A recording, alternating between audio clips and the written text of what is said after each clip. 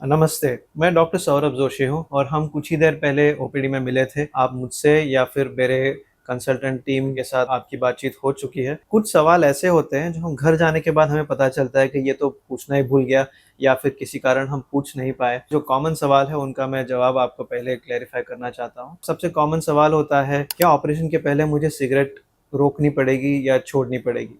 तो आइडियली देखिए, सिगरेट कोई अच्छी चीज़ नहीं है। सिगरेट स्मोकिंग किसी भी टाइप का तंबाकू हो, इसे हमें तो छोड़ देना चाहिए।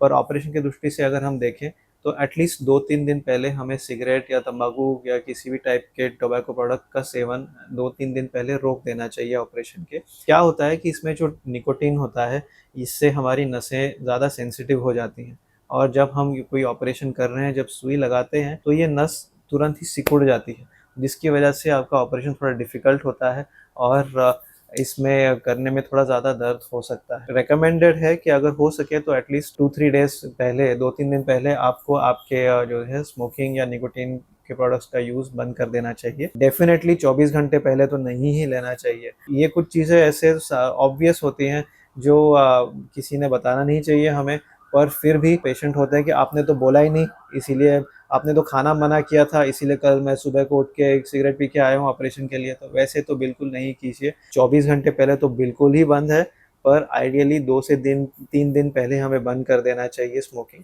ठीक है? और एक सवाल होता है कि ये प्रोसीजर कितनी देर चलती है? हमने पहले ही आपको शायद ये डिस्कशन में आया ही होगा, लगभग 45 मिनट लगेंगे आपको। प्रोसीजर का जो टाइम होता है 45 मिनट 1 घंटा टाइम होता है। डिपेंडिंग ऑन सीवियरिटी रहती है, मतलब बहुत सारी अगर नसें हैं तो थोड़ा ज़्यादा समय लग सकता है। अगर अर्ली स्टेज में है और कम नसें हैं तो थोड़ा कम समय लग सकता है, पर लगभग 45 मिनट 1 घंटा समय लगता है। क्या मैं ऑपरेशन के बाद चल पाऊँगा?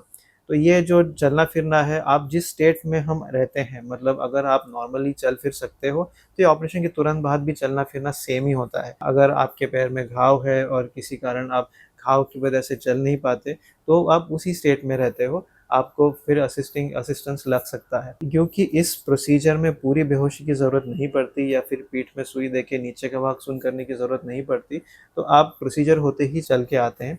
कुछ पेशेंट जो होते हैं उनमें बहुत ज़्यादा एंग्ज़ायटी होती है, थोड़ी घबराहट अगर महसूस होती है, तो कभी-कभी हमारे जो एनेस्थीसिया के डॉक्टर हैं, वो हल्की नींद की दवा दे देते हैं, जिससे आपकी घबराहट कम हो, आप रिलैक्स हो। अगर ऐसी नींद की दवा दी गई है, तो जब तक उसका असर पूरी तरह नहीं जाता, चलने से थोड़ा-सा हम मना करते हैं। लगभग आधे पौने घंटे में जिस स्थिति में आप आए हो, अगर आप पहले चल पाते थे, तो आप यूजुअली नॉर्मल ही इमीडिएटली चल सकोगे। काम पे कब जा सकता हूँ? अभी ये इसमें डिपेंड करता है कि आपका काम कौन-सा है।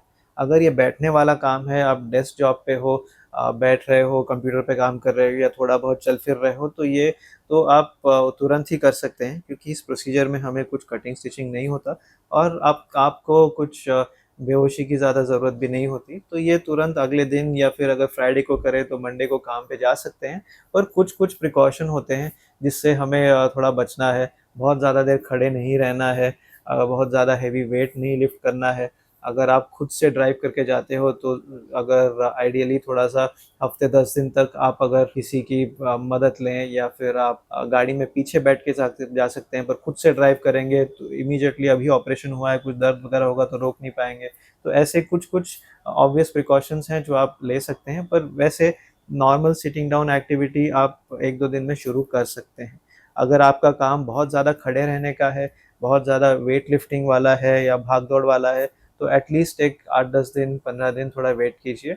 और हमारा स्कैन होता है 7 दिन के बाद। आप जब हमें ये ऑपरेशन जब कराते हैं, तो 7 से 10 दिन के बीच में आप मुझे या आपके जो ऑपरेटिंग डॉक्टर हैं, उन्हें दिखाने आते हो। उनसे एक बार स्कैन होने के बाद में आपको बताया जाता है कि भई ऐसे-ऐसे है, अभी आप काम कर सकते हैं, अभी या थोड़ा आप और आराम कीजिए। तो इसका डिस्कशन ये आपके 7 डेज़ के स्कैन के बाद होता है। पर रूटीनली आप बैठने का काम है और अदरवाइज़ ठीक है, तो उसको आप 2-3 दिन बाद शुरू हो सकता है। क्या मैं हमारी जो बीपी की मेडिसिन है, बाकी अगर शुगर की मेडिसिन होगी या कोई न्यूरोलॉजी मेडिसिन होगी, क्या मैं इसे ऑपरेशन के पहले कंटिन्यू कर सकता हूँ कि नहीं? तो ये तो हाँ, ज़रूर आपके रेगुलर मेडिसिन आप कंटिन्यू करते हैं, पर आपको प्री ऑपरेशन कोई इंस्ट्रक्शंस आएँगे हमारी तरफ से जो टेलर्ड होंगे आपके मेडिसिन्स के हिसाब से कि ये जो मेडिसिन्स हैं ये आप लेते हैं, इसमें से कौन-सी चलानी है या कौन-सी रोकनी है, ये आपको हम आपके ज़रूरत के हिसाब से और आपके मेडिसिन्स के हिसाब से बता देंगे। वैसे दोस्तों अगर आपको और कोई सवाल है तो आप प्लीज़ कमेंट में डालिए या हमारे केस मैनेजर से पूछिए, तो उसको रिप्लाई हम कर देंगे। अगर बहुत सारे और क्वेश्चन्स आएँगे इसमें तो मैं शायद एक और वीडियो बना के भी आपको समझा सकता हूँ। Thank you.